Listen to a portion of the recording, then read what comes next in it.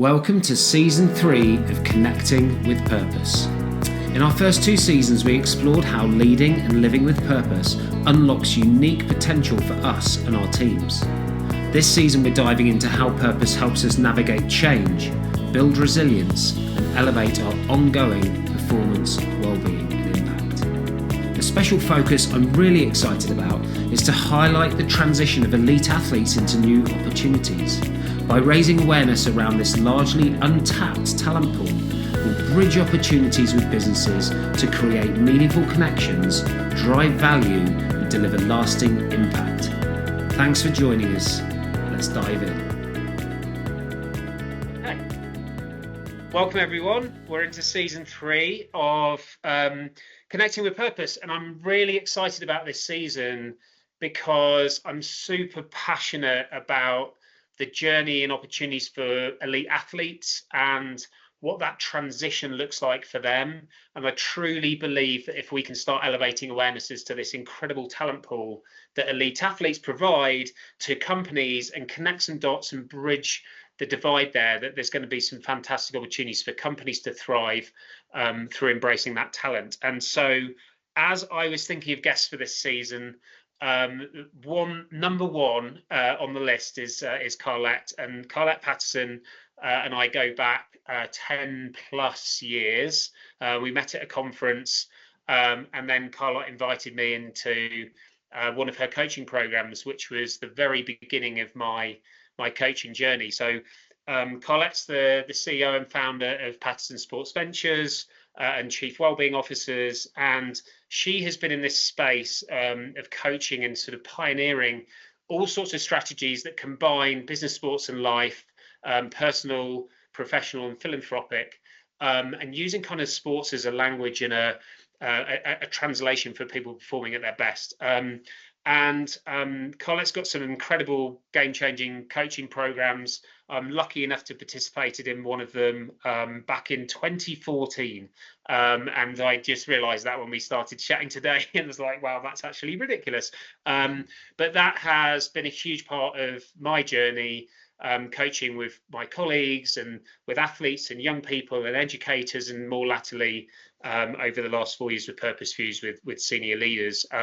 So I'm really grateful to Carlette for joining me on Connecting with Purpose, and to talk a little bit about where we see some of these opportunities to bridge the divide between this talent pool of elite athletes and companies who obviously have a lot of commercial value that they need to be able to deliver to the world, as well as hopefully a little bit of impact. So Carlette, with that very long-winded introduction, thank you for joining me. Absolutely, an honor to be here, and so intentional work that you're doing. It's really what our world needs, and grateful that you're stepping into that role, and an honor to be on your support team. Yeah, well, I'm so honored for you to be on my support team as well, and I really appreciate really just the experience that we went through 10 years ago, which is a pretty pivotal moment in my career, both from a sports perspective and a business perspective. I'd only just stopped playing rugby at any sort of really competitive level, and I'd been running Play Rugby USA at that point for close to 8 years. And it was another 4 years of me kind of leading that organization and having a very intentional kind of transition program. And a massive part of that was self-coaching, having gone through that coaching experience and coaching the people that I worked with, and then using that as a bridge as to something that actually at the time I probably didn't realize was such a core part of my purpose. But actually has become, through Purpose Fused, like literally my day-to-day life. So again, I really appreciate you offering that opportunity to me 10 years ago. It's been huge. And so what I'd love to do to kick off, as we tend to do in Connecting with Purpose, is rather than asking people to sort of talk us through their bio and their life history and spend half an hour of the podcast on that, we're going to put a lot of that stuff in the notes so people can see that and connect with you. But what I'd rather do is have you maybe highlight 3 magic moments. Now, magic moments, which I always define for the audience, I want to say, comes from Carlette's 10 moments. And the reason that they're aligned is that these are moments that when you look back on your life with the benefit of time, if you had to score them, you'd score them a 10 out of 10. And what these moments represent is they're a 10 out of 10 because of both how you kind of showed up in the moment, but also the impact that that moment had on kind of what came next in that next chapter of your life. So so you know the drill here. What are the 3 moments that stand out to you? What was it about them that made them magic or a 10 moment? And if you had to give them a name, what would you call them? Well, mine would have to be my 3 little women. I have 3 daughters, and each one of them inspired me to start a different business because of them, which is really interesting as I look back on my story and think about really being anchored in purpose. They're the ones that led me to find that purpose. Number one, financially, I needed to support us as a family. And I really wanted to make sure that it was purposeful, that it was something that meant something to me and had a very strong why. And so I'll start with my oldest daughter. Her name is Amanda. And when she was about, I don't know, maybe first or second grade, she was a little bit different than all the other children. And so Amanda's 41 now. So this was a long time ago. And come to find out, she got diagnosed with Asperger's in college, but she wasn't diagnosed until college. And so when she showed up a little bit different when she entered school, I was an athlete, I married an athlete, I made little athletes. Like all I had was really that athlete background. And when she was going to be different as a mom, I really didn't know how she was going to fit in, kind of how she was going to discover really that joy of discipline and competing and just being great. And I only got that from sports. And because she wasn't as coordinated and just really had a different little operating system, sports wasn't going to be her way of operating in the world. And so she inspired me to really think about, if you're not in sports, how do we give this gift of sports to our world and really take it away from the athletic world and give it to what I would call, the other world. And that was just the only reason I thought of it that way, is because that's all I knew, is she was really taking me into another journey. And I was a complete rookie, knew nothing about it. I'd been a competitive athlete since I was 8 years old. So that's really all I knew. And leave it to, my fabulous little woman to be able to say, hey, Mom, I need something more from you. And so I started a nonprofit called You Equal Success. And it was all about really finding our journey and what's important to us. And based on our story, who are we? Where do we come from? What are our gifts? Kind of all this really intentional, just new stuff to me that I discovered for her. And so she led me to start that nonprofit. We ended up doing a television show with it and having kids write in and say who they wanted to be like. And then we put these great things together. And so that just kind of kept leading me to that self-discovery component, leaving kind of sport coaching and going into that. And so then I have my middle daughter, who is Sarah, and she was a huge component of really she was an athlete and competed in that. And she was in a car accident when she was in high school and wasn't able to be in sports anymore. And so she wanted to become a coach. And that really took me into, okay, how do you coach someone to be a coach? I was it because I was an athlete. And that really led me into kind of coaching the next gen. I mean, she was only 15 when this happened. And so she wasn't old enough to have a job. So I was officially the job at one of the schools she got a coaching job at. And I served as the life coach and she was the sport coach. So we kind of started that journey together. And then my youngest daughter, McKenna, is 25. So my older daughters are 41, 40, and 25. So have a little bonus baby that showed up and gifted us with really sports life coaching. That is where I discovered and kind of put all of these elements together and started our brand that you're familiar with. And so I'd have to say it's my 3 little women that have brought me to really some of my 3 favorite parts of life that have helped me develop into the person I am today and be able to give my gifts to the world. And so I'm going to just name that gratitude. Brilliant. That is actually incredible, right? When you think about legacy, whatever people's definition of legacy is, that for all of us that are parents, our kids have to be part of our legacy. but you've got this kind of um, three-dimensional multiplied by three-dimensional legacy because of how each of those young women, older women now, middle-aged women and young women, like whatever, Yep, have that combo. have really shaped that journey for you, and in turn amplified the impact you've been able to have on others, which is incredible.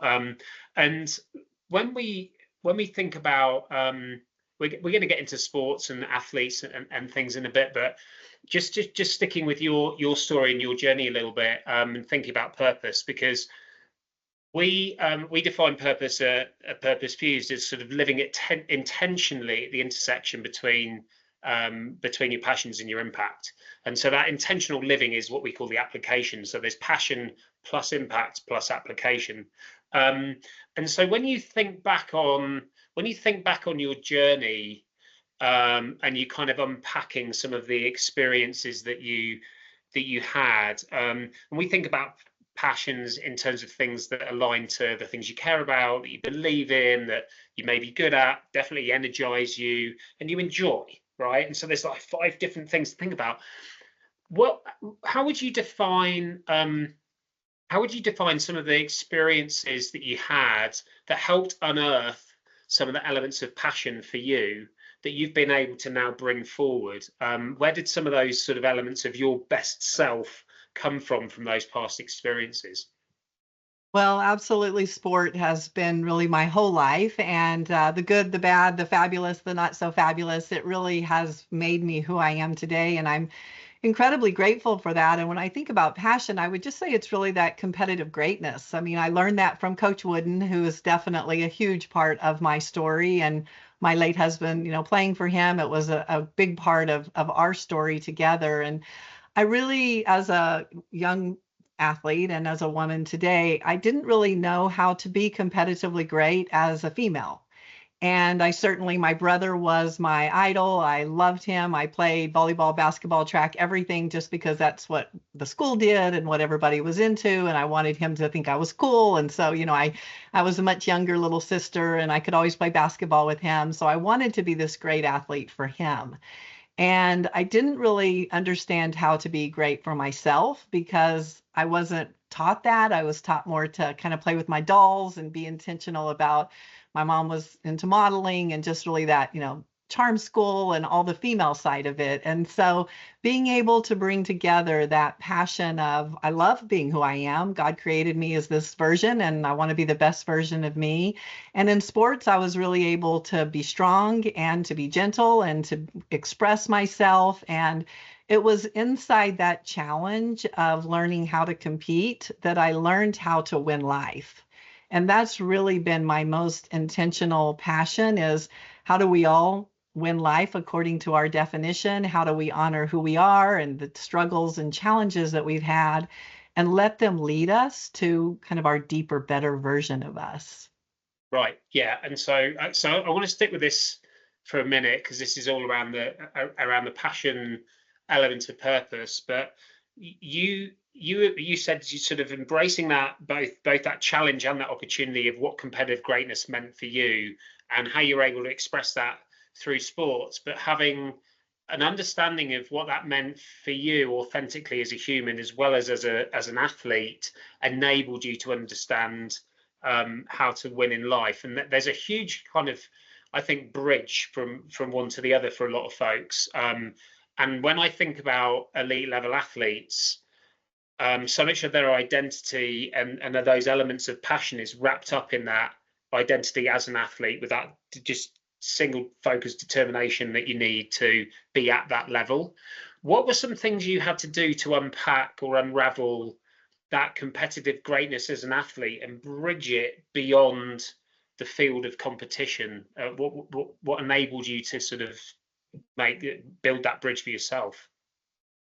Well, definitely just that desire to be great in my life. I mean, as an athlete, I was coached, I was trained, I was inside a system. And the minute I got out of my sports system, I didn't have a life system. I had no idea. I knew the tools, like I knew I was disciplined, I knew I was committed, I knew I had all those intangible, incredible training that we have. I did not know how to make them transferable. And so I immediately went into sport coaching. I was a swimmer and I went into coaching swimming. And then I really wanted something so much more. I needed to figure out kind of how to add the social component, how to add the joy to it, rather than it just being a profession or just something that I had to do, which is what you and I are very passionate about, is making sure that athletes don't just take a career or something that's just kind of checks the box. And I didn't have a journey then, but of course, through the work that I've been committed to doing and the work you're doing, we're creating those playbooks for really how to be able to leave sport and come into your career. So after I became a swim coach, my first career and first business was called Cash Sports. And it was for Carlette, Amanda, and Sarah. And our last name at that time was Hauer. And so Amanda and Sarah are my daughters, and Hauer was our last name. And I went through a divorce, and so I had to support them. And really, that was just about starting. I started a wellness company. This was many, many years ago, and decided to really take sport out of the college market or out of this competition field and bring it into the corporate world. And went into corporations and said, let's play sand volleyball. Again, this was about maybe 40 years ago. It was a long time ago. And so went to corporations. I actually went to sports bars and asked them to partner with me and said, give me your parking lot. I'll turn it into a sand volleyball court. You can have the beer and food and I'll take the volleyball money. So teaming up, really that power of team.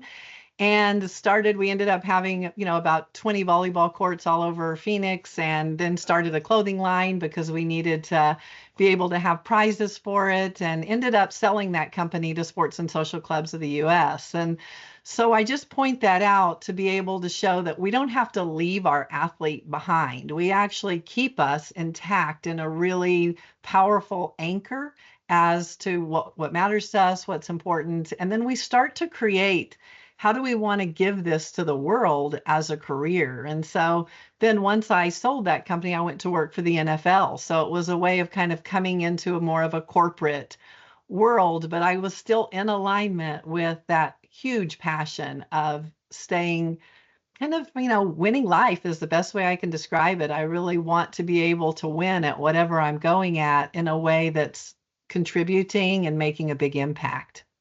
Yeah, I love that.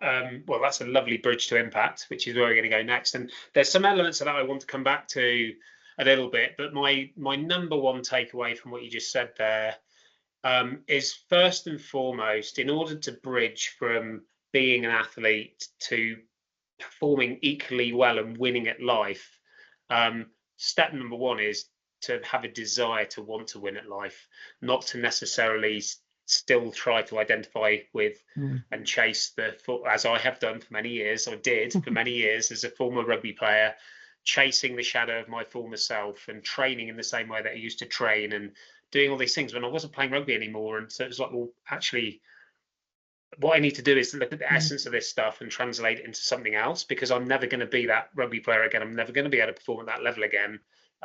So the desire number one is, I want to win at life. What does that look like? And what can I bring with me from my athlete identity that I can repurpose into this new phase? So I love how you articulated that, and there's some brilliant examples there. And you just referred to impact. How would you say impact maybe has evolved? Our definition of impact is, and so if you could think about this across these three dimensions, we would say that there's value in looking at impact three-dimensionally, from the perspective of it being a meaningful difference that you want to make for me, we, and world. They're the three levels. When you think back to, as far back as you want to go, like, what did impact look like then? What does impact look like now on those three dimensions for me, we, and world? Well, I'm very anchored in my faith, which has been something that has definitely been an impact and a compass for me. And so for me, it's been really being the purpose, the woman that God created me to be. And my mission for that is to make sure that whoever I am, I'm being my best version of me so that it serves and supports other people.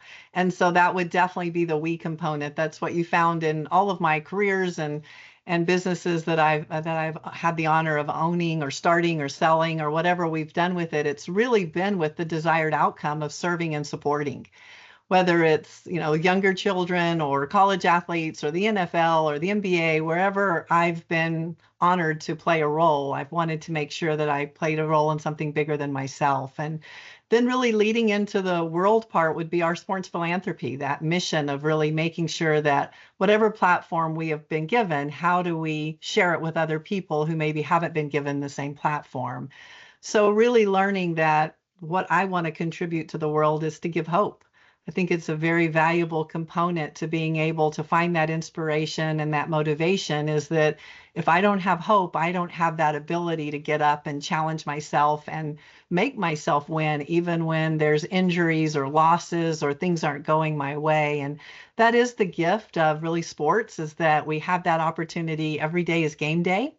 We have the opportunity to get out and win the day. And if we lose the day, we have another chance to watch our film, to be able to evaluate what can I do different. I really value that reset every day because it gives me the ability to be better. And it's so if I didn't do well for the day, I have that opportunity to challenge myself. And that goes back to that competitive greatness. It's never about being competitive against anyone. It's 100% about competing for me. Like, really, what is my DNA to really defining this winning, and how do I want to get up and do it for me, we, and our world? Yeah, love that. And I think what that helps shape a little bit is when we firstly, I think a lot of people haven't taken the time to actually articulate the impact that they want to create. And of course, the value in articulating it is partly around the hope. It's partly around intentionality. If you've articulated it's something you obviously care about and you want to do, so you're just more aware of it, and you can start to infuse small things every day, because impact is usually additive of, or lots of small things make lots of people smile every day, and you've got a little ripple effect of some impact. It's not all about the world changing stuff. It's about showing up as the best version of yourself, and that throughput of what you said in terms of your, me, we, and world starts with taking care of myself and being the best version of myself, so I can serve and support others and engage people in philanthropic activities that enable to impact way beyond what we would be able to do just individually ourselves. And so when I flip that back to taking it back to the world that athletes are in when they're still competing, and competitive greatness is still potentially is still in that kind of bubble, right? And you said how, when you were an athlete, like, oh, well, I was coached, I was trained, I was supported with a structure and a system, and we all know that there's community, and there's fans, and there's excitement, and there's entertainment, and all of these things that are just unbelievable when you think about it, and the ability to perform and the pressure with all that. But there's actually a lot of support there as well, with the coaching, with the systems, with the structure, with what you eat, with how you train, etc., etc. And the reason for articulating that is to say, for athletes that are preparing to or in middle of transition, and a lot of that stuff just falls away. What are some of the things you've learned through your own experience, or through your experience in helping other athletes transition, if you had to sort of boil down to a few kind of key points for them to help replace some of those things that are just, if you like, I think, kind of handed to you on a plate? Your character isn't, but a lot of these things are handed to you to enable you to perform, and then they fall away. What can you do as an athlete to overcome the loss of some of those huge support structures? Well, certainly I fall back into my model of how did I get to be a great athlete, or how did I win in sports? And so how can I translate that into winning in life? And really, it's connecting to my heart. And I think so many times as an athlete, what we connect to is our performance. And so if we win, we're winners. If we lose, we're losers. And so we do a bit of disconnecting from ourselves because it's painful. It's painful from an identity management perspective to think about, wow, I'm only a winner if I'm performing and I'm satisfying all those fans and all those people. And, you've got so many people invested in your performance. And what I found in my own journey was that I got very disconnected from who I was as a human because I just became that performer. And so when I transitioned into what's going to be next, the beautiful part of that journey, number one, is just honoring grief, the loss of so much, the loss of identity, the loss of the locker room, the loss of the fans, the loss of great purpose. I mean, a reason to get up every day and to compete. And so really understanding the power of grief and that it doesn't have to do with death. It really has to do with loss, and loss equals grief. And so the minute I began to give myself that grace of being able to grieve, I started to find myself again, really my authentic self that I had somewhat disconnected from, to be that performer or that athlete. And so once I connected back to me, it gave me the ability, as you know, in our work, we call it to find our tens on that scale of 1 to 10, to really find what is it that matters to me? Why is it important to me? Kind of who am I as a human? If I'm not Carlette the athlete, who am I going to be, or who do I want to be? So it really became this beautiful journey of discovering who I was, because as an athlete at 8 years old, my identity became how I grew up. And so I didn't really know anything. My parents introduced me as Carlette the athlete. I was known as Carlette the athlete. I had no idea who I was other than Carlette the athlete. And so certainly then I became, a wife, a partner, a mom. I had all these other components, but they weren't me. And so I think that's what's really valuable about that transition in sport, is that yes, we become many things to our we and to the world. And yet if we're not really anchored in authentically who are we, then we can't authentically give us to our careers, our families, our partners, or even to our world from a philanthropic perspective. Yeah, I love that. And I'd say this for me really articulates the value in knowing your purpose, and that there's value in knowing your purpose when you're an athlete, to help bridge you to what sits beyond. And I want to clarify for people what I mean by purpose and how purpose is different from identity. Because purpose for me and how we look at it is, what are you doing when you're at your very best?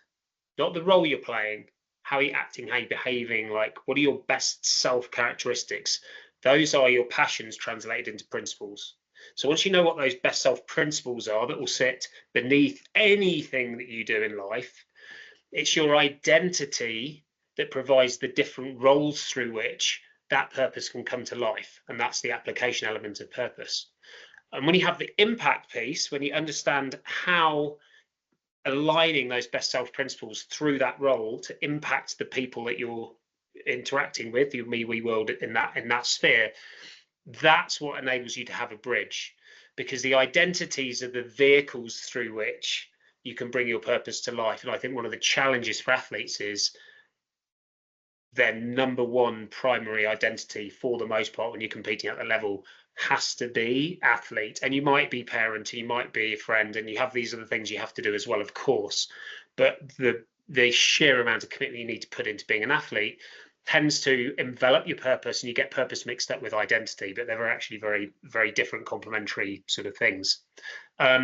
So I see a lot of value in that. And the summary of what I got from what you just said is discovering your authentic best self, which you can do through understanding that your passions and your impact and other things, reflecting back on experiences, builds your self-awareness. And self-awareness directly correlates to your capacity for change. And so until you kind of do some of that self-reflective work and increase your self-awareness, you may have a desire to win at life, but you kind of have to start with your own story and understanding your best self first to be able to make that bridge. So that speaks to the challenge, internal challenge that athletes have to deal with. I'm interested as well, when you think about other things, other roadblocks that get in the way of athletes transitioning. And I'm thinking now, right, so in transitioning from professional sport, and I'm only 32, and like I've got a big part of my career left ahead, but I don't really know what my career looks like. Um, what do you see some other big challenges, whether internal or external challenges, getting away of athletes always realizing their potential beyond the field of play? I would say relationships are really internal and external because in sports, we're given the relationships. As long as we're performing, the best people are brought to us and we have great value and they want us. And then whenever we're not an athlete, what is our value? Who wants us? Why do they want us? And so, really being able to begin to create that new team, that life team of who's going to be in your personal life. Those people are very much about your well being, making sure that you are eating and doing the nutrition and working out because you want to, not because somebody's asking you to show up, but very much because that's something that you want. And then being able to go into your professional world and just like you would in sports, you were looking for the best coach to train you. You knew you wanted the best. Why not go for the best in your next career? Now we have to start with that relationship with ourselves because we don't even know what we want. At least in sport, our parents or our friends kind of take us out and we play on the rugby field or we jump in the pool or we play some volleyball. Well, we have to create that. And so we do that very much by just that power of relationships and teams. Who's doing what you think you might want to do? And it's not at all about copying it. It's about interviewing them in a way to say, how did you figure this out? Because that's what we do in sport. We watch film. We're able to watch people play a game, see something. And so many times in life, we don't have any film to watch. We think that we're the only ones that are going through this. And thank you for you and your work and the work that we're committed to doing. We want to show you film. We want to say, hey, this is what I've done. You don't have to do the same thing, but you can get some golden nuggets from my journey and be able to put really your puzzle together that's going to be your 10 life. Yeah. Okay. So challenges.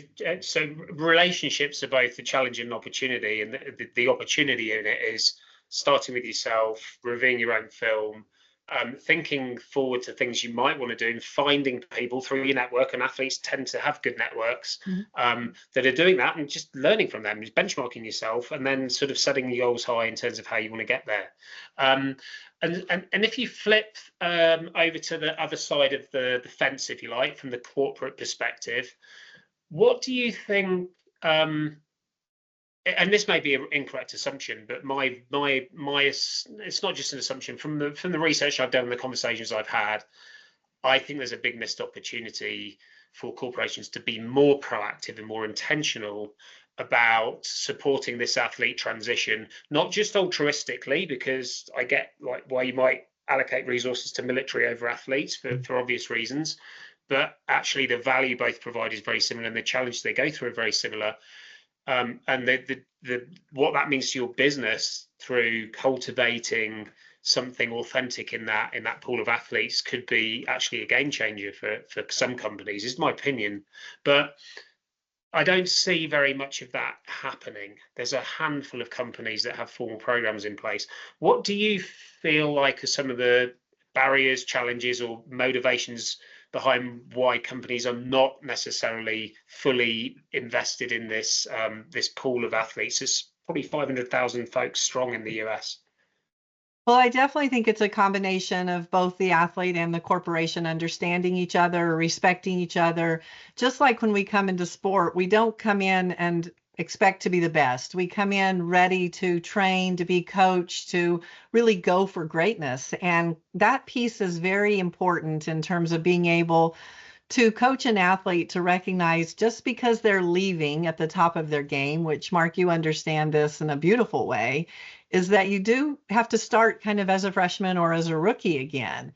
And that can be tough on the ego. That can be tough being able to, crowds cheering for you, you making great money, you being able to show up and get the best tables and, you being a star. And then you're thinking about, okay, I want to go into a corporation. The corporation says, yes, we'd love to have you and welcome to our team. You're a rookie.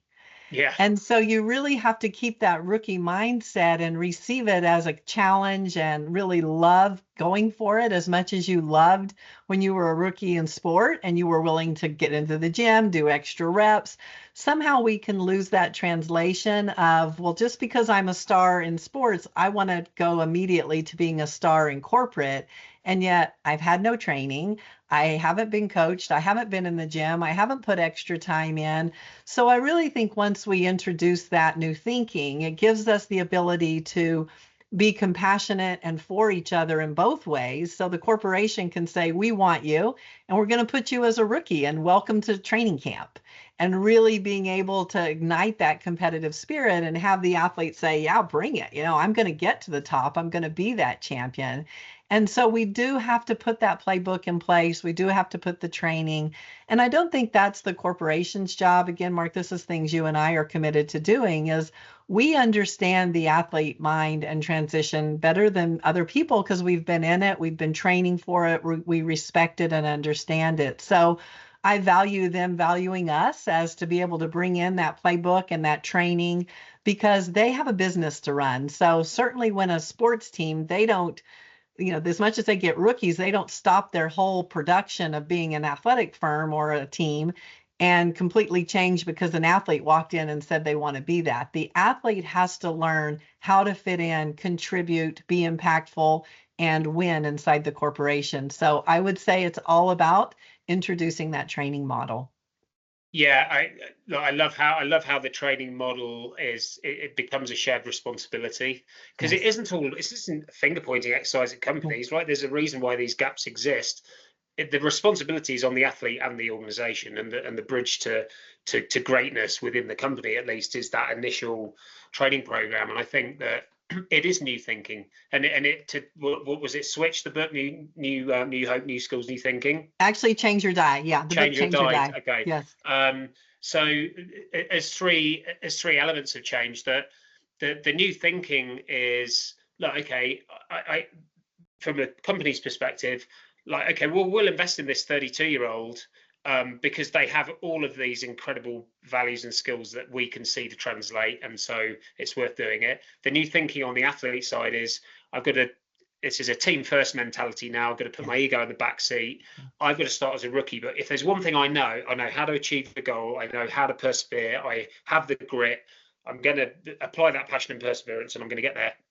But they do need the pathway, and I think that's one of the things that's come up in previous conversations we've had, where look, the athletes have got to take accountability for this, and the companies also need to be prepared for these people to be ready to be promoted after 1 year and another one, and sometimes be 10 years ahead of where they would be as a rookie because of their ability to apply the athlete mindset within the business. And so, yes, you may have to start as a rookie, but there needs to be some recognition of the fact that should you prove yourself, you can accelerate way beyond what a typical rookie might do. And that's the design in the program needs to have that kind of adaptability, I think. Well, and Mark, I think the gift that you and I bring to our world is really that ability to create that pathway. So that's one thing that sports are very good at. They know how to start as a peewee and be able to go into club and to be able to play their way through. We don't have that model necessarily, even in corporations. That's kind of what this next gen is asking for, is they want to know that pathway. That's a champion mindset. We want to know, I'm going to invest and I'm willing to go for this. I just want to know how to win. And so that's the challenge that we can give corporations is, let us work with you in a way that identifies that pathway. That way you're recruiting champions and you have a place to put them and they're ready to ignite and win for your company. So it is that power of team. And it's also that power of bringing together a team of people that understand this transition. So many people just kind of try to throw a book at it or think it can be done in this is what I did, so therefore you can do it. Transition is as specific as winning anything else. You have to be coached, you've got to train for it, you've got to practice, you've got to see what works for you and what doesn't work for you, and be able to be around people that support that extra work. Yeah, 100%. Yeah, and so yeah, if there's one kind of core takeaway, if there was one thing that companies could do to be able to take advantage of some of this talent, it is to create a training / onboarding program but more than that, just a pathway. Create a pathway of potential for athletes should they it enables them to compete at the level that they can compete at, right? And I think that's a missing piece, and it's exciting, as you said, for folks like you and me who'd love to be part of that effort. So I want to bring it back to you, actually, just to kind of close out. And this is just sort of, you've had such an impactful life. You've shared some of your story there.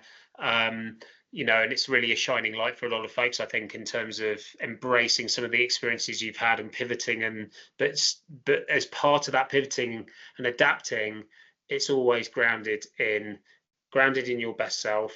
It's driven by hope.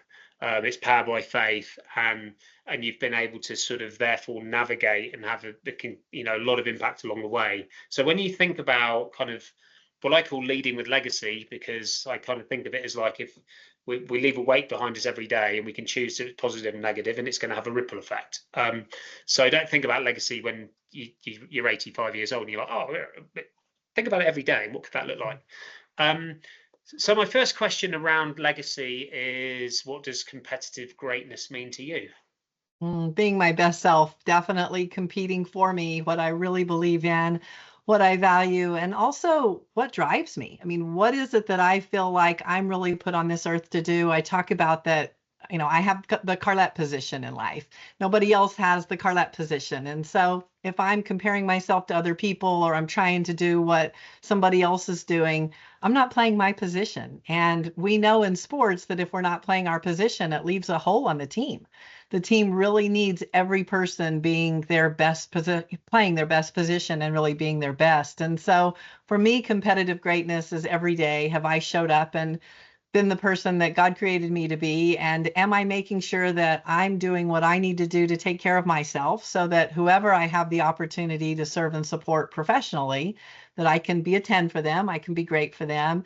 And then is whatever I'm doing giving hope to the world in a way that maybe people that I don't work with can hear this, or be able to get some inspiration, or somebody that I have coached, they've been able to share a 10 moment or something that was important to them. Because you and I are incredibly blessed that we were surrounded by great sports people. We've been given great opportunities professionally. And yet the other, you know, a lot of people in the world have not been given those platforms or those opportunities. And I always want to be part of the grassroots movement of really, that's what sports is about, is that anybody can compete, and you don't really have to be rich or, you know, have access to it. You can take a ball out on the field, and you can be able to fall in love with having teammates and being physical and being able to challenge yourself. And I never want to lose that grassroots heart of mine, to be able to champion whoever it is, the person in the grocery store to maybe a college athlete, or somebody inspiring from a high school, or, you know, just even when you and I met, that, you know, whoever we meet, we never have any idea. Like you said, we don't always talk that much, but we're for each other. It's a matter of, if you need anything, I'm on your team. And that's what really we learn in sports, is that we need each other. And we may be competing in a way of kind of playing the same game, but we're never competing against each other. It's so much about, how can I support you, and how can you support me? And therefore the world becomes a much better place, because we're all really looking out for each other. Yeah, well, I was going to ask you another question, but I think that's actually probably a better place to start, better place to finish, because if that's how everybody viewed each other, as a potential teammate, and through that lens of, how can I support you first? How can I serve you? How can I support you? How can I help you be in a better place? That comes back. And if people are all looking out for each other, we really would have a much better world. So I actually think that's a lovely place to end. So I'm going to close it out there, Carlette. Thank you very much. Thank you again for joining us for season 3, and teeing up this lovely insight into the elite athlete transition, these opportunities. And we've got lots of other guests that will have a lot of other insights, but you've just had such deep involvement in this space through your own personal experience and your professional experience, obviously, that you've created, that I really appreciate you kicking this off with us. Well, Mark, thank you. Most importantly for you, you've just been such a champion of yourself, and being able to really own just the challenge and the uncomfortableness of not kind of knowing what to do next and yet feeling that passion. I'm so grateful that you have stayed connected to your passion, and it's given our world such a gift of the work that you're doing and in purpose and philanthropically. You are always giving. And so it's just such a joy to be connected as teammates. Oh, thank you so much. I appreciate it.